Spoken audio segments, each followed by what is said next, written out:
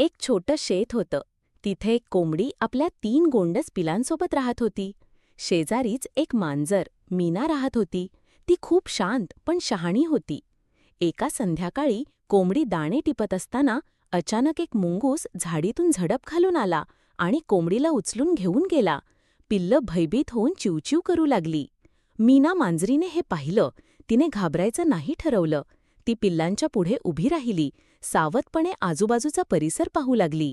मुंगूस परत येईल या भीतीने ती सतर्क झाली. जेव्हा मुंगूस परत कोंबडीची पिल्लं उचलायला आला, तेव्हा मीना त्याच्या समोर फुतकारत उभी राहिली. तिच्या डोळ्यातलं रोषणं आणि धारदार नखं पाहून मुंगूस गोंधळला. मीना त्याच्यावर उडी घेणारच होती, इतक्यात मुंगूस पळाला. सकाळी शेतकरी आला. त्याने पिल्लं सुरक्षित पाहिली आणि मांजरीचं कौतुक केलं.